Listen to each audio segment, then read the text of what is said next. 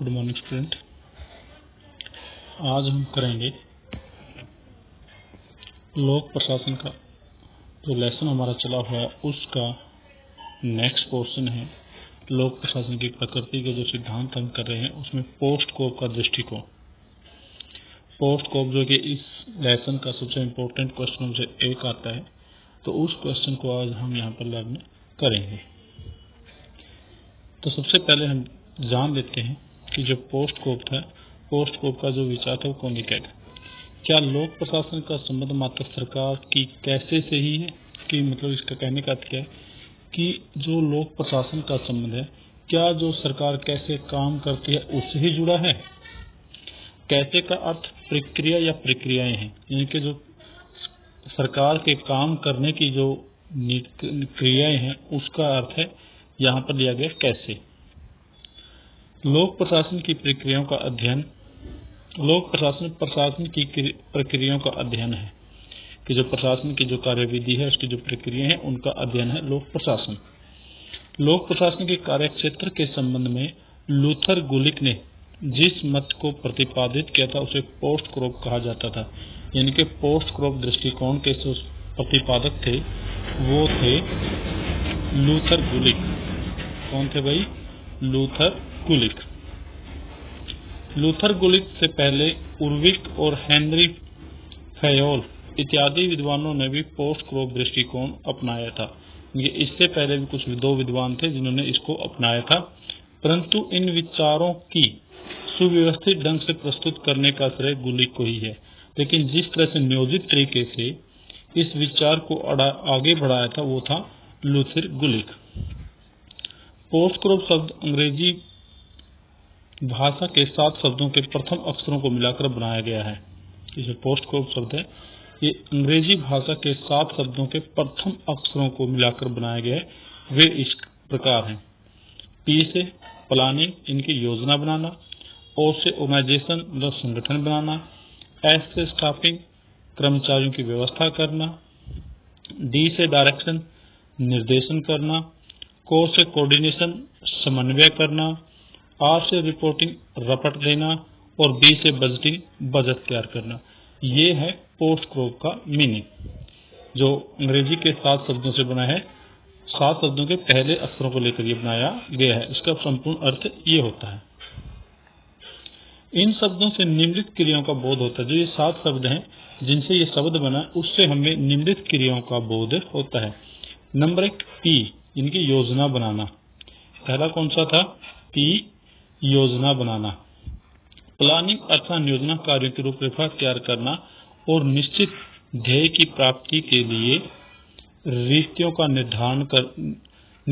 निर्धारण करना, ये लोक प्रशासन के कार्यों प्रक्रिया में आता है।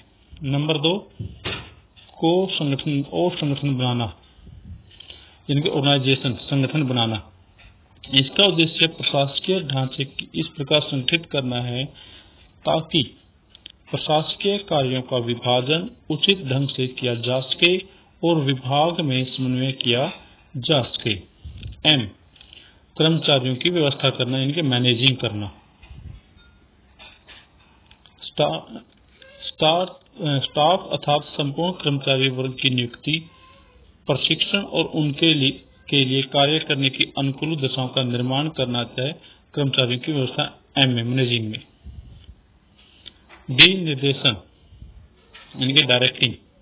इसके अंतर्गत में वे निर्णय आते हैं जो निर्णायकों द्वारा कर्मचारियों के कार्यों के संबंध में लिए जाते हैं।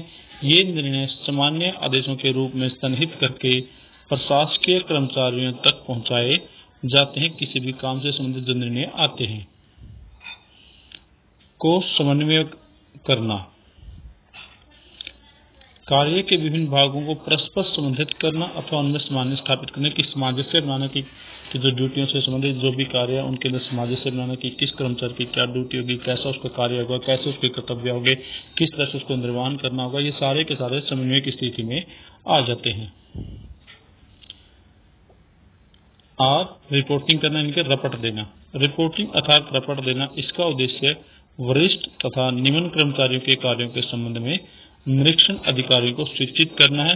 इसका उद्देश्य निरीक्षण के लिए अभिलेख तैयार करना है कि जैसे कोई कार्य होता है, उस कार्य का जो भी कार्य किया जा रहा है, जैसे कि हम स्कूलों के अंदर देखते हैं कि जो अध्यापक कार्य करता है, उस अध्यापक को कार्य करने के बाद जो प्रिंसिपल या मैनेजमेंट को जो रिपोर्ट दी जाती है, उस कार्य को कहा जाता है रिपोर्टिंग करना या रपट देना।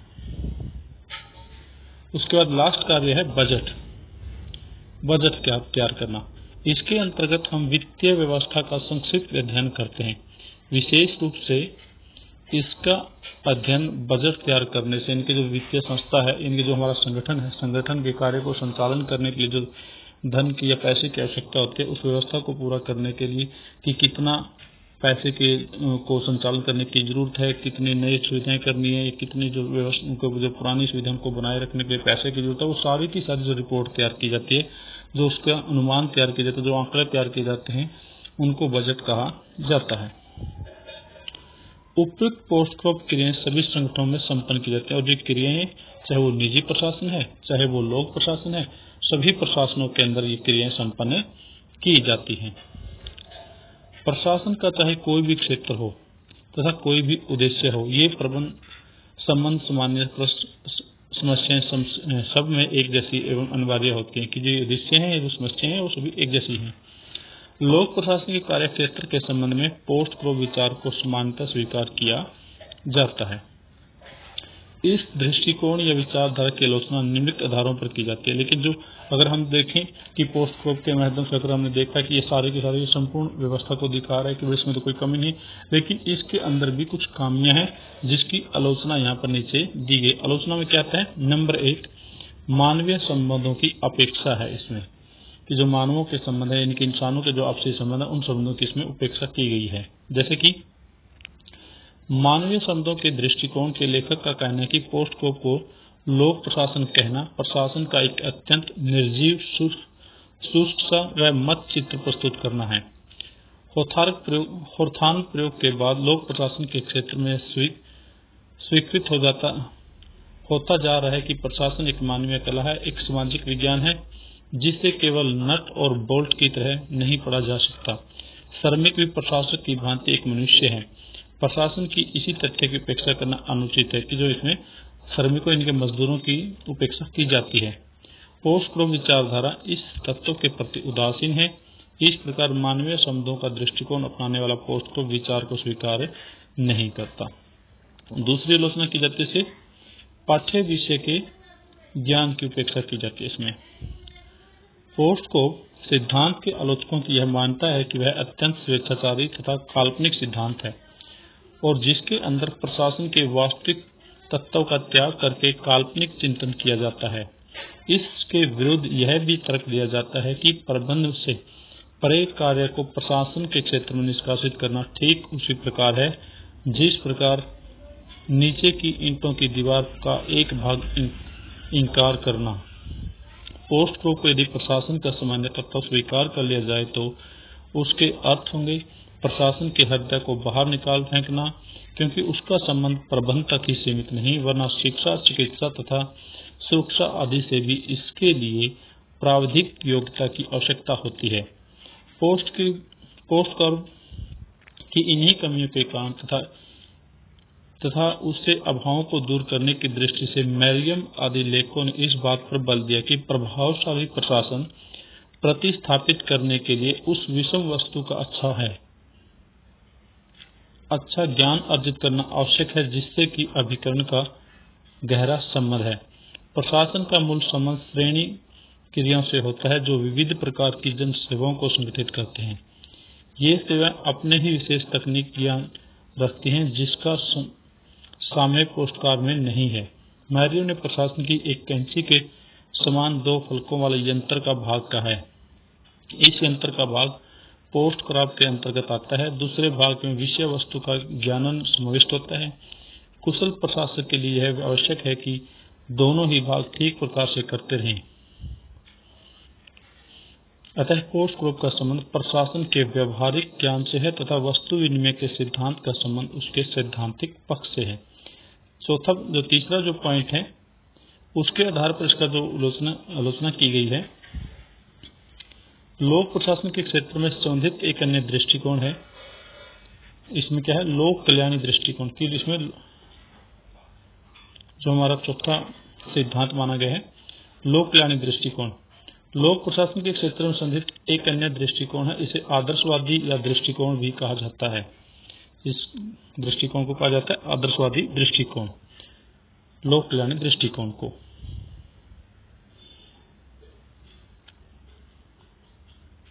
आदर्शवादी दृष्टिकोण कहा जाता है।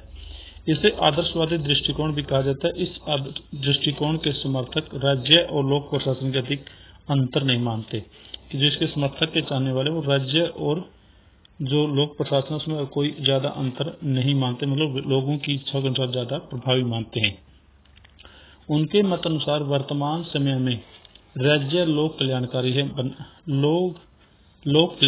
है, अतः लोक प्रशासन भी लोक कल्याणकारी है। दोनों का लक्ष्य एक ही है, जनहित अथवा जनता को हर प्रकार की सुखी बनाना।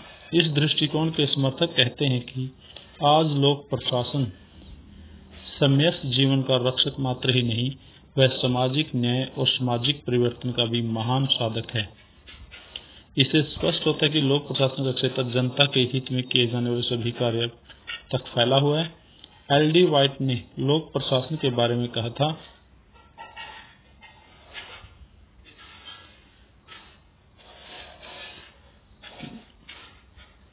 साधन मानते हैं एल.डी. व्हाइट इसको। एल.डी. व्हाइट लोक प्रशासन को अच्छी जिंदगी के लक्ष्य की प्राप्ति का साधन मानते हैं।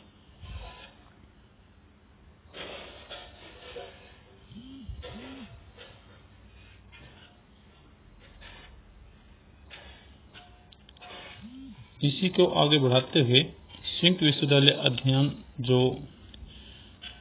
विश्वविद्यालय अध्ययन और लोक प्रशासन परिषद की लोक प्रशासन समिति ने लोक प्रशासन के अध्ययन क्षेत्र का वर्णन इस प्रकार किया है। नंबर 1, इसमें प्रशासन से ऊपर विविध प्रकार के नियंत्रणों का अध्ययन होता है। नंबर 2, लोक प्रशासन में लोकतंत्रात्मक शासन व्यवस्था के भीतर प्रशासकीय प्रक्रिया का अध्ययन होता है। नंबर 3, लोक सेवा, स्थानीय शासन सेवा और ऐसे ही अन्य कर्मचारियों से संबंधित कार्मिक समस्याओं का अध्ययन भी लोक प्रशासन में होता है। संयुक्त विश्वविद्यालय अध्ययन और लोक प्रशासन परिषद का विवरण संयुक्त विश्वविद्यालय अध्ययन और लोक प्रशासन परिषद के लोक प्रशासन समिति के ने लोक प्रशासन के अध्ययन क्षेत्र का वर्णन इस प्रकार किया है, जो इससे संबंधित कुछ बातें और ऐड की हैं। इसमें क्या किया गया है, लोक प्रशासन में लोकतंत्रात्मक शासन व्यवस्था के भीतर प्रशासकीय प्रक्रिया का अध्ययन होता है। नंबर 2, इसमें प्रशासन के ऊपर विविध प्रकार के नियंत्रणों का अध्ययन होता है। नंबर 3, लोक सेवा अधिनियम, स्थानीय शासन सेवा तथा ऐसी ही अन्य कर्मचारियों से संबंधित कार्मिक समस्याओं का अध्ययन होता है। नंबर 4, नियोजन, अनुसंधान, सूचना तथा सार्वजनिक संपर्क एवं प्रशासकीय स्वविवेक के प्रयोग से संबंधित समस्याओं का अध्ययन होता है। आज आमतौर पर यह स्वीकार किया जाता है कि लोक प्रशासन अन्य सामाजिक विज्ञानों की भांति एक पूर्ण विषय है। इसके अंतर्गत अध्ययन के 5 प्रमुख विशेष क्षेत्र हैं। कौन कौन से क्षेत्र में इसके?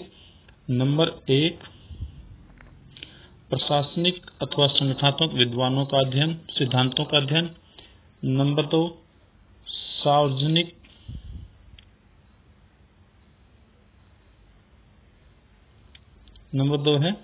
सार्वजनिक क्रमिक प्रशासन का अध्ययन। नंबर 3, सार्वजनिक वित्तीय प्रशासन का अध्ययन। नंबर 4, तुलनात्मक लोक प्रशासन का अध्ययन। और नंबर 5, सार्वजनिक नीति का अध्ययन। निष्कर्ष रूप से कहा जा सकता है कि वर्तमान युग में लोक प्रशासन की क्रियाओं का क्षेत्र अत्यंत व्यापक है और समाजवादी वाले कल्याणकारी विचारधारा की प्रगति के साथ यह निरंतर बढ़ता जा रहा है। कौन कौन से? समाजवादी विचारधारा के साथ निरंतर बढ़ता जा रहा है। लोक प्रशासन के अंतर्गत केंद्र, राज्य व स्थानीय सभी क्षेत्रों की सरकारों के संगठन व कार्यप्रणाली का अध्ययन किया जाता है। पोस्टकोव द्वारा दर्शाई गई तकनीक का अध्ययन किया जाता है और मानवीय शब्दों का भी लोक प्रशासन के अंतर्गत केवल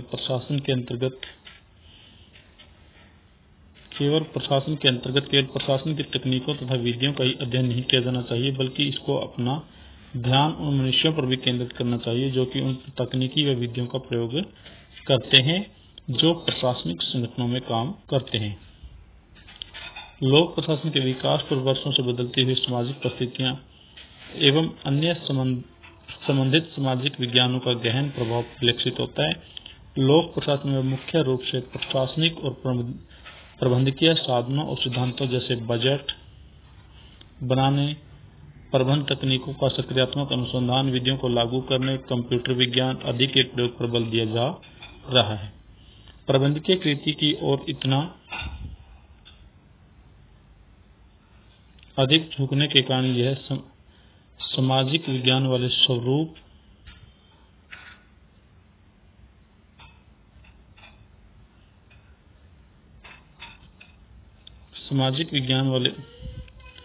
से दूर होता जा रहा है। अब यह लगभग प्रबंध शिक्षा से विलीन होता जा रहा है। इसने धीरे धीरे व्यावसायिक रूप ग्रहण कर लिया है। इसका प्रमुख ध्येय लोक प्रबंधकों को तैयार करना है, जिस प्रकार से प्रबंधन संस्थाएं व्यापारिक जगत के लिए प्रबंधक तैयार करती है। 1960 के दशक से नवीन लोक प्रशासन आंदोलन ने इसे पुनः अपने सामाजिक विज्ञान वाले स्वरूप की ओर धकेला प्रारंभ किया। ऐसा महसूस किया जाने लगा कि लोक प्रशासन विषय का व्यवसाय की ओर झुकाव इसे कंटीले रास्ते पर ले जा रहा है, जो कि इसकी यथापूर्व स्थिति का समर्थक है। गहन संकट और चुनौतियों के समय, जबकि सामाजिक समस्याओं के समाधान के लिए नूतन संवेदनशील सामाजिक विश्लेषण की आवश्यकता हो, तब एक रूढ़िवादी प्रबंध की ओर झुका हुआ लोक प्रशासन दमनकारी और सामाजिक पतन के ताकतों का अनजाने ही और अधिक मजबूत कर सकता है। तो ये था हमारे लोक प्रशासन के दृष्टिकोण। नेक्स्ट जो टॉपिक रहता है लोक प्रशासन का महत्व, वो हम नेक्स्ट वीडियो में करेंगे। Thank you.